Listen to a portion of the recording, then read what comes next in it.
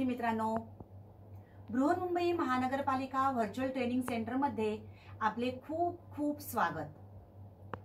कोविड-19च्या या सद्यस्थितीत आपल्या शाळा बंद असल्या तरी आपले ऑनलाईन शिक्षण चालूच आहे आणि गेले वर्षभर आपण हा ऑनलाईन अभ्यास करत आहोत। त्याचसाठी आपली शिक्षणाची गती कमी होऊ नये म्हणून बृहन्मुंबई महानगरपालिका व्हर्च्युअल ट्रेनिंग सेंटरच्या माध्यमातून काही व्हिडिओंची निर्मिती करण्यात आलेली आहे। मी निलिमा कदम, आपली व्हर्च्युअल शिक्षिका। आजचा घटक आपण बघणार आहोत। इयत्ता 5वी परिसर अभ्यास भाग 1 पदार्थ, वस्तू आणि ऊर्जा, सबस्टन्सेस, ऑब्जेक्ट्स अँड एनर्जी। आपण आज या पाठाचा दुसरा भाग बघणार आहोत। पदार्थ व वस्तू याबाबत आपण मागील भागात माहिती घेतलेली आहे। तर थोडक्यात आपण बघूया। पदार्थ हे सूक्ष्म कणांचे बनलेले असतात। पदार्थाच्या सूक्ष्म कणाला महर्षी कणाद यांनी पीलव असे म्हटलेले आहे। महर्षी कणाद हे भारतीय तत्वज्ञानी होत आणि त्यांनी पदार्थ हे सूक्ष्म कणांचे बनलेले असतात हे सर्वप्रथम मांडलेलं आहे। प्रत्येक वस्तू ही या सूक्ष्म कणांपासून बनलेली असते, तर वस्तू या पदार्थांच्या बनलेल्या असतात। वस्तूंना विशिष्ट आकृती असते, त्यांच्या भागांची विशिष्ट रचना असते।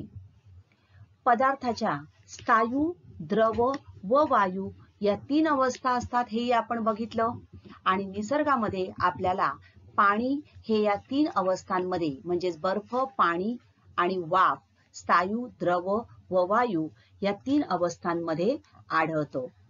आज आपण पदार्थ आणि वस्तू याबाबत माहिती घेतली, तर ऊर्जा म्हणजे काय, या ऊर्जेचा उपयोग कशा प्रकारे केला जातो याबाबत जाणून घेणार आहोत। विविध पदार्थांपासून आपण अनेक उपयुक्त वस्तू बनवतो हे आपण बघितलं। काचेपासून आपण बाटल्या बनवतो, लाकडापासून विविध प्रकारची खुर्च्या, टेबल, भांडी, मातीपासून भांडी बनवतो, लोखंडापासून पत्रे, कपाट, खुर्च्या, तारा, खिळे या उपयुक्त वस्तू। तर प्रत्येक पदार्थापासून आपण अनेक विविध प्रकारच्या उपयुक्त अशा वस्तू बनवतो। माणसाने शोध लावल्यामुळेच हे सगळं करणं शक्य झालेलं आहे। त्याचबरोबर या पदार्थांपासून आपल्याला ऊर्जाही मिळते। बघा, ज्या वेळेला आपण खूप धावतो किंवा खूप काम करतो, त्यावेळेला आपण थकतो आणि मग थांबतो। मग खूप अंतर किंवा धावलो की आपल्याला थकवा येतो। असं का बरं होतं? म्हणजेच आपल्या शरीरातील ऊर्जा, शक्ती कमी होते। ऊर्जा म्हणजेच काय, तर शक्ती। ही शक्ती कमी होते आणि ही शक्ती खर्च झाली, कमी झाली की आपल्याला थकवा येतो। म्हणजेच या ठिकाणी हा थकवा आल्यानंतर आपण काय करतो, पाणी पितो। काही वेळेला बघा, थकवा आलेल्या व्यक्तीला ग्लुकोजचं पाणी दिलं जातं, साखर मीठ घालून पाणी दिलं जातं। हे पाणी प्यायल्यानंतर आपल्याला लगेच तरतरीतपणा येतो, लगेच बरं वाटतं। थोडक्यात आपल्याला या ठिकाणी काय मिळते, शक्ती मिळते, म्हणजेच ऊर्जा मिळते। मग ऊर्जा म्हणजे नेमकं काय? बघा, ही गाडी पेट्रोल पंपावर आणल्यानंतर तिच्यामध्ये पेट्रोल भरलं जातं। पेट्रोल भरल्यानंतर ती गाडी आपोआप चालू लागेल का? नाही। तर गाडीत फक्त इंधन भरले की गाडी चालणार नाही, तर त्या गाडीमध्ये भरलेल्या इंधनाचं ज्वलन होणे गरजेचे आहे। बघा, गाडी चालू केल्यानंतर आपल्याला अशा प्रकारे धूर येताना दिसतो, म्हणजेच गाडीमध्ये आपण जे पेट्रोल भरतो त्या पेट्रोलचं ज्वलन होतं, त्या इंधनाचं ज्वलन होतं। काही दिवसांनी हे पेट्रोल संपतं आणि आपल्याला परत पेट्रोल भरावं लागतं, त्यावेळेलाच गाडी ही चालू होते. म्हणजेच गाडीमध्ये फक्त इंधन भरून चालणार नाही, तर त्या इंधनाचे ज्वलन होणे गरजेचे आहे. तर मोटर गाडीत ज्या वेळेला आपण हे पेट्रोल किंवा डिझेल भरतो, याच्या ज्वलनातून ऊर्जा मुक्त होते आणि त्यामुळे गाडी चालते. तर ही जी गाडीच्या पेट्रोलमधून किंवा पेट्रोलच्या किंवा डिझेलच्या ज्वलनातून गाडी चालते, म्हणजेच गाडीचं कार्य सुरू होतं. ही कार्य करण्याची क्षमता म्हणजेच ऊर्जा मुक्त होणे होय. तर ऊर्जा म्हणजेच कार्य करण्याची क्षमता. आपण जेव्हा खातो त्यावेळेला आपल्याला बरं वाटतं, म्हणजेच आपल्याला काम करण्यासाठी काय करावं लागतं? पहिले अन्न घ्यावं लागतं. तर कार्य करण्यासाठी जी क्षमता लागते त्या क्षमतेला ऊर्जा असे म्हणतात. तर ज्वलनातून उष्णतेच्या स्वरूपात ऊर्जा मिळते. आपल्या शरीरामध्ये सुद्धा काही पदार्थांच्या ज्वलनातून ऊर्जा निर्माण होते. हे आपण अन्न घटक या पाठामध्ये बघितलेलं आहे. विविध प्रकारचे अन्न पदार्थ आपण घेतो. पिष्टमय पदार्थ, प्रथिने, स्निग्ध पदार्थ आणि या प्रत्येक पदार्थाच्या ज्वलनातून आपण जेव्हा हे अन्न खातो त्यावेळेला त्या अन्नाचं पचन होतं आणि पचन झाल्यानंतर आपल्या शरीरामध्ये काम करण्यासाठी ऊर्जा निर्माण होते. म्हणजेच त्या पदार्थांचं ज्वलन होतं आणि या ज्वलनातून ऊर्जा निर्माण होते. तर ज्वलनातून उष्णतेच्या स्वरूपात आपल्याला ऊर्जा मिळते. अन्न तयार करण्यासाठी आपण गॅस वापरतो किंवा कोळसा वापरतो. गाडी चालवण्यासाठी आपण पेट्रोल, डिझेल वापरतो. केरोसिनचा वापरही अन्न तयार करण्यासाठी करतो आपण. मग या इंधनाचं ज्वलन होतं आणि या ज्वलनातून आपल्याला काय मिळते? उष्णता मिळते. तर थोडक्यात ही जी ऊर्जा आपल्याला मिळते ही ऊर्जा उष्णतेच्या स्वरूपात मिळते.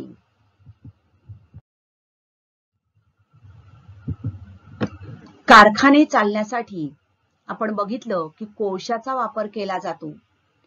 पूर्वीच्या काळी ट्रेन्स ज्या आहेत या ट्रेन्स सुद्धा कोळशावर चालत असत.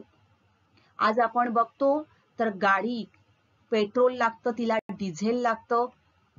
तर ऊर्जा निर्मितीसाठी इंधनाची आवश्यकता असते.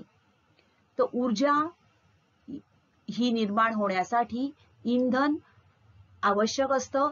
तर इंधन म्हणजेच काय?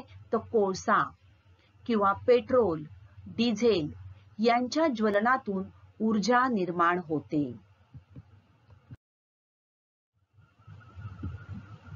आजच्या या आधुनिक युगामध्ये आपण नवीन नवीन शोध लावलेले आहेत आणि या नवीन नवीन शोधांच्या सहाय्याने अनेक यंत्र तयार केलेली आहेत आणि या यंत्रांचा उपयोग आपण दैनंदिन जीवनामध्ये करतो. अगदी आपण घरामध्ये आपल्या मिक्सर, फॅन, ग्राइंडर यांचा वापर करतो. शेती करण्यासाठी ट्रॅक्टर वापरला जातो. तर ही विविध जी यंत्र आहेत या यंत्रांचा वापर करून आपण आपलं जीवन आज सुखकर किंवा सुसह्य केलेलं आहे. बालमित्रांनो, ही सर्व यंत्र चालण्यासाठी, ही यंत्र सुरळीतपणे चालू राहण्यासाठी आपल्याला कोळसा, डिझेल, पेट्रोल, CNG, LPG या विविध पदार्थांपासून मिळणारी उष्णता वापरावी लागते. म्हणजेच या विविध पदार्थांपासून उष्णतेच्या रूपात आपल्याला ऊर्जा मिळत असते. आज आपण पेट्रोल, डिझेलच्या ऐवजी CNGचा वापर करतो आणि या CNG वर ह्या गाड्या चालवल्या जातात. म्हणजेच ही यंत्र चालवण्यासाठी आपण या उष्णतेच्या रूपामध्ये ऊर्जा प्राप्त करत आहोत. तर ऊर्जा म्हणजेच कार्य करण्याची क्षमता. तर या ऊर्जेची विविध प्रकारची रूपं आहेत. या तुम्हाला चित्रामध्ये दिसतायत बघा. कोणकोणती ही रूपं आहेत? उष्णता ऊर्जा, प्रकाश ऊर्जा, ध्वनी ऊर्जा, विद्युत ऊर्जा, चुंबकीय ऊर्जा, रासायनिक ऊर्जा, अणु ऊर्जा. ही ऊर्जेची विविध रूपे आहेत. आणि त्याचबरोबर आपण जे अन्न घेतो त्या अन्नापासून आपल्याला काम करण्यासाठी शक्ती मिळते. ही झाली शारीरिक ऊर्जा. तर आपल्या शरीराच्या विविध क्रियेसाठी आपण स्नायुबल वापरतो आणि त्यासाठी आपले शरीर जी ऊर्जा वापरते तिला शारीरिक ऊर्जा असे म्हणतात. अगदी आपण एखादी वस्तू उचलण्यासाठी किंवा तुम्ही लिहिण्यासाठी, चालण्यासाठी, खेळताना ज्या काही स्नायूंचा वापर करता, जी ऊर्जा वापरता ती शारीरिक ऊर्जा होय. आणि ही शारीरिक ऊर्जा आपल्याला कशातून मिळते? अन्नातून ही आपल्याला ऊर्जा मिळत असते. तर विविध यंत्र आपण बघितली, मिक्सर, ग्राइंडर किंवा तुमची खेळणी. हे खेळणं चालण्यासाठी काय केलं जातं? त्याला यंत्र वापरलं जातं. तर यंत्र वापरलं, एखादं काम करण्यासाठी किंवा कार्य करण्यासाठी यंत्र वापरले तर ती यंत्र चालवायला जी ऊर्जा लागते तिला यांत्रिक ऊर्जा असं म्हणतात. तर कारमध्ये आपण बघितलं की पेट्रोल भरून चालत नाही, तर पेट्रोल भरल्यानंतर आपल्याला ती गाडी चालू करावी लागते. त्यामध्ये जे यंत्र असतं ते चालू करावं लागतं. तर त्यासाठी जी ऊर्जा लागते, पेट्रोलचं ज्वलन झाल्यानंतर ऊर्जा मिळते, परंतु ते मशीन चालू होण्यासाठी, ते यंत्र चालू होण्यासाठी जी ऊर्जा लागते तिला यांत्रिक ऊर्जा असे म्हणतात. मग या यांत्रिक ऊर्जेसाठी इंधनाची आवश्यकता असते. गाडी चालू होण्यासाठी पेट्रोल आवश्यक आहे. म्हणजेच यांत्रिक ऊर्जेसाठी इंधन आवश्यक आहे. आता या यांत्रिक ऊर्जेचे वेगवेगळे प्रकार आहेत. बघा, या ठिकाणी आपल्याला ही पाती फिरताना दिसतायत. तसंच ही बोट जी आहे ही पुढे पुढे जाताना आपल्याला दिसत आहे. वाहता वारा जेव्हा वाहू लागतो, वारे जेव्हा वाहतात त्याच वेळेला या पवनचक्क्यांची ही जी पाती आहेत ही पाती फिरतात. त्याचबरोबर वारा वाहल्यानंतर या शिडामध्ये हवा भरते आणि ही बोट पुढे पुढे जाते. तर ही कार्ये वाऱ्यामध्ये असणाऱ्या गतिज ऊर्जेमुळे शक्य होतात. तर सर्व गतिमान वस्तूंमध्ये गतिज ऊर्जा असते. वाहणारा वारा, या वाहणाऱ्या वाऱ्यामध्ये गतिज ऊर्जा असते. तर आपल्या घरातील पंखे, मिक्सर या उपकरणांमध्ये गतिज ऊर्जेमुळे कामे होत असतात. थोडक्यात ही जी कार्य आहेत ही वाऱ्यातील गतिज ऊर्जेमुळे शक्य होतात. तर यांत्रिक ऊर्जेचे प्रामुख्याने दोन प्रकार पडतात, गतिज ऊर्जा आणि स्थितिज ऊर्जा. तर गतिज ऊर्जा म्हणजे काय? Kinetic energy. आपल्या घरात असणारे पंखे, स्वयंपाकघरातील मिक्सर, पाण्याचा पंप किंवा या ठिकाणी आपण जेव्हा सोंगटीला पुढे जाण्यासाठी स्ट्रायकरने मारतो त्यावेळेला त्या स्ट्रायकरला गतिज ऊर्जा मिळते. ती गतिज ऊर्जा सोंगटीमध्ये जाते आणि सोंगटी पुढे सरकते. बॉल पण बघा, एका बॉलला पांढऱ्या बॉलला मारल्यानंतर तो पांढरा बॉल पिवळ्या बॉलला बसतो, त्यावेळेला पिवळा बॉल पुढे जातो. तर गतिज ऊर्जा, गतीमुळे प्राप्त होणारी ऊर्जा.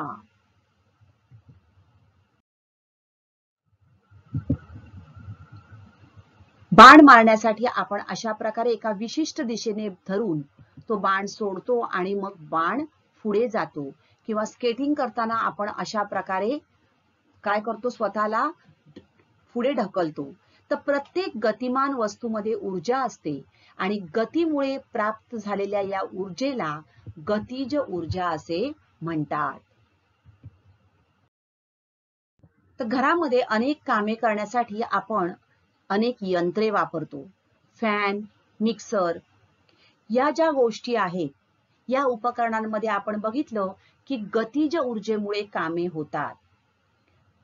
परंतु सगळीच कामं या गतिज ऊर्जेमुळे होतात का? या ठिकाणी बघा, बटन दाबल्यानंतर टीव्ही सुरू झाला. आईने बटन दाबलं आणि टीव्ही सुरू झाला. टीव्ही सुरू झाल्यानंतर आपल्याला टीव्हीवर चित्र दिसू लागतं. तसंच आवाजही येतो. म्हणजेच या ठिकाणी गतिज ऊर्जेचा वापर न करता आपण काय केलं? बटन दाबलं, म्हणजेच विजेचा वापर केला. तर सगळी कामं ही गतिज ऊर्जेमुळे होत नाहीत, तर विद्युत ऊर्जा या ठिकाणी आपण वापरलेली आहे. तर टीव्ही चालवण्यासाठी आपण विद्युत ऊर्जा वापरली आणि या टीव्ही मध्ये विद्युत ऊर्जेचं रूपांतर कशामध्ये झालं? तर प्रकाश आणि ध्वनी ऊर्जेत होते.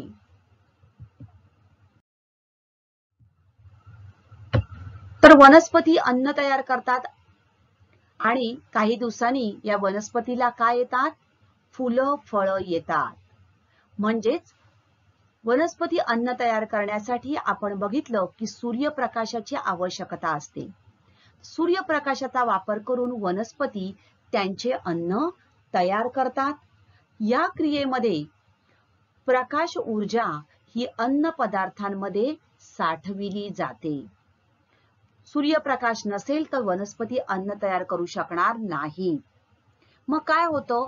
तर प्रकाश ऊर्जा अन्न पदार्थांमध्ये साठविली जाते आणि याच अन्न पदार्थाचा उपयोग आपण करतो आणि आपण आपली कामे करतो.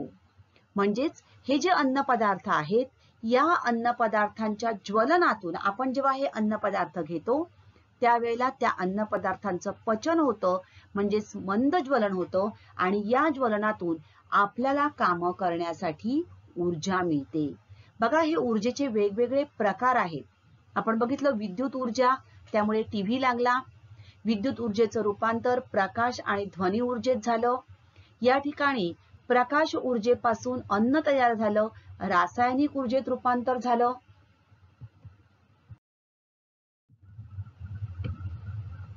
अन्न शिजवण्यासाठी आपण कोळसा किंवा गॅस वापरतो आणि अन्न शिजवतो. मग या ठिकाणी कोळसा, खनिज तेल हे यामधून आपल्याला उष्णता मिळते. तर उष्णता हे सुद्धा ऊर्जेचे एक रूप आहे.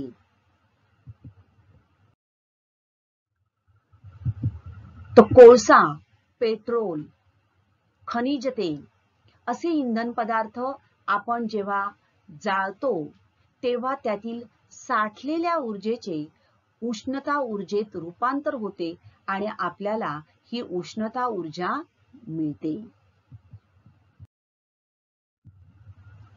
फटाके जेव्हा आपण जाळतो त्यावेळेला फटाके जाळल्यानंतर प्रकाश पडतो, लाईट निर्माण होतो, उष्णता निर्माण होते, त्याचबरोबर आवाज म्हणजेच ध्वनी ऊर्जा ही निर्माण होते. तर या प्रत्येक ठिकाणी आपण बघितलं की एका ऊर्जेचं रूपांतर दुसऱ्या ऊर्जेत होत आहे. तर अशा प्रकारे ही ऊर्जेची विविध रूप, शारीरिक ऊर्जा, उष्णता ऊर्जा, प्रकाश ऊर्जा, ध्वनी ऊर्जा, विद्युत ऊर्जा, चुंबकीय ऊर्जा, रासायनिक ऊर्जा, अणु ऊर्जा ही ऊर्जेची विविध रूप आहेत आणि एका ऊर्जेचं रूपांतर दुसऱ्या ऊर्जेत होऊ शकतं.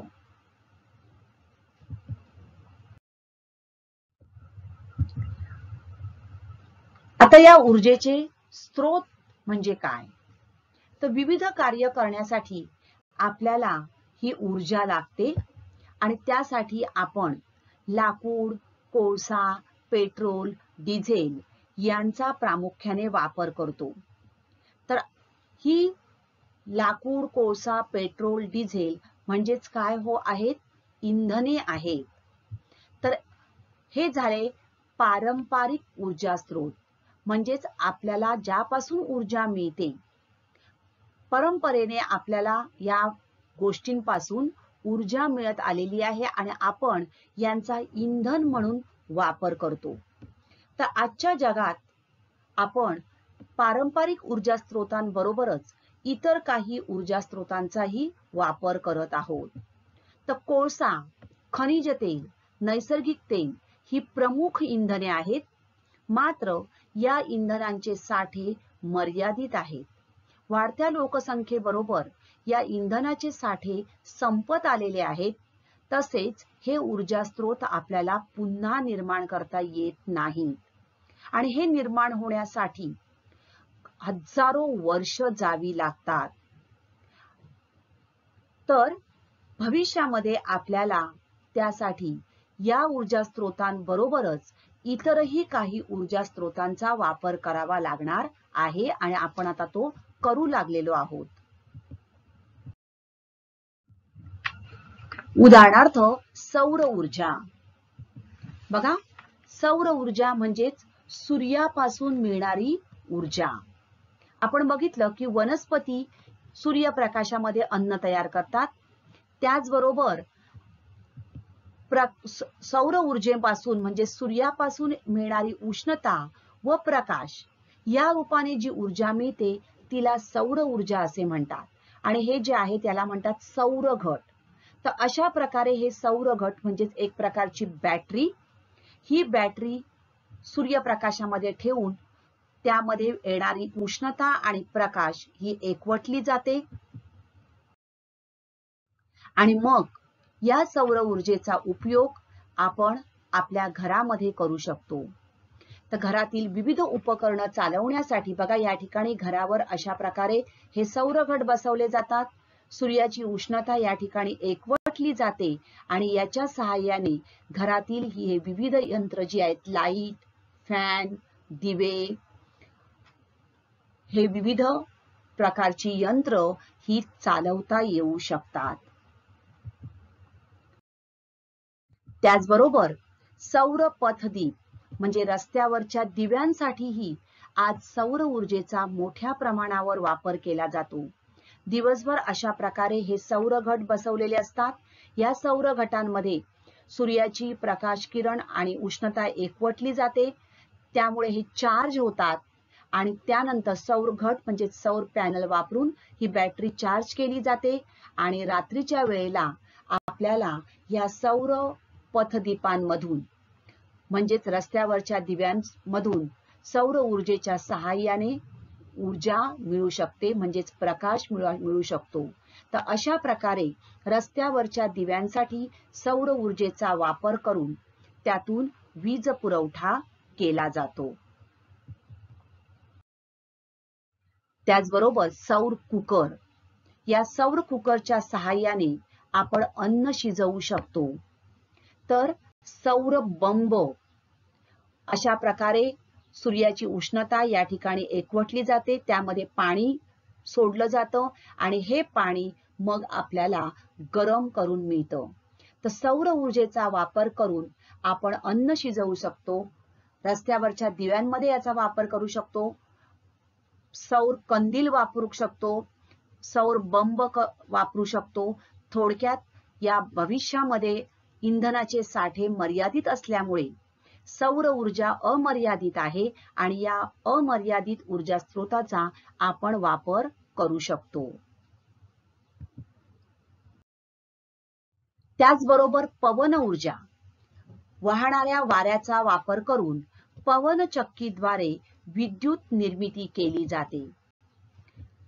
वारे वाहतात आणि ह्या वाहणाऱ्या वाऱ्यांच्या ठिकाणी या ठिकाणी ही जी पाती फिरतात, पवनचक्क्या बसवल्या जातात आणि या पवनचक्कीच्या सहाय्याने मोठ्या प्रमाणावर विद्युत निर्मिती केली जाते. तर सौर ऊर्जा, पवन ऊर्जा या न संपणारे ऊर्जा स्रोत आहेत. तर या ऊर्जा स्रोतांचा वापर आपल्याला भविष्यात करणं आवश्यक आहे. आपण आताही त्याचा वापर करणं सुरू केलेला आहे. मोठ्या प्रमाणावर याचा वापर करणं आवश्यक आहे. तर ऊर्जा आपण बघितली. ही ऊर्जा आपल्याला वाचवणं, ऊर्जेची बचत करणं काळाची गरज आहे. Save energy. भारतात 60% विद्युत ऊर्जा ही मुख्यत्वे कोळशापासून निर्माण केली जाते. आजच्या जगात इंधने आणि विद्युत हे आपले ऊर्जेचे मुख्य स्रोत आहेत आणि विद्युत निर्मिती करण्यासाठी अनेक केंद्रांमध्ये कोळसाच वापरला जातो. कोळसा, खनिज तेल यांचे साठे मर्यादित आहेत. म्हणूनच भविष्यामध्ये ऊर्जेचा वापर आपल्याला अत्यावश्यक आहे, परंतु त्याची बचत करणं ही गरजेचे आहे. ऊर्जेचा वापर अत्यावश्यक असला तरी सुद्धा अपव्यय टाळण्याची गरज आहे. तर ऊर्जेची बचत म्हणजेच ऊर्जेची निर्मिती होय. आणि म्हणूनच ऊर्जा बचतीची सुरुवात प्रत्येकाने स्वतःपासून करणं आवश्यक आहे. Save energy.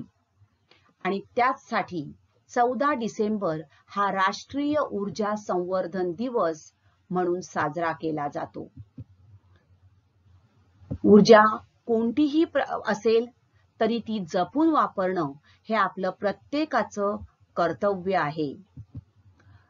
म्हणूनच लाईट्स बंद करणे, ऊर्जेचा अपव्यय टाळणे, सूर्यप्रकाशाचा जास्तीत जास्त वापर करणे, नको असतील तेव्हा लगेच लाईट्स बंद करणं, कमीत कमी वापरणं, हे ऊर्जा बचतीचे अनेक मार्ग आहेत. प्रत्येकाने ही ऊर्जा वाचवण्याचा जरूर प्रयत्न करूया आणि ऊर्जा बचत म्हणजेच काळाची गरज आहे हे लक्षात ठेवून आपण आपल्यापासून सुरुवात करूया. मग तुम्ही करणार ना? थोडक्यात आपण आज काय शिकलेलो आहोत त्याचा आढावा घेऊया. कार्य करण्याच्या क्षमतेला ऊर्जा असे म्हणतात. प्रत्येक गतिमान वस्तूमध्ये ऊर्जा असते. गतीमुळे प्राप्त झालेल्या या ऊर्जेला गतिज ऊर्जा असे म्हणतात. लाकूड, कोळसा, पेट्रोल, डिझेल हे ऊर्जेचे पारंपरिक स्रोत आहेत. तर सौर ऊर्जा, पवन ऊर्जा, अणुऊर्जा, जलविद्युत ऊर्जा, सागरी ऊर्जा हे ऊर्जेचे न संपणारे म्हणजेच अपारंपरिक ऊर्जा स्रोत आहेत.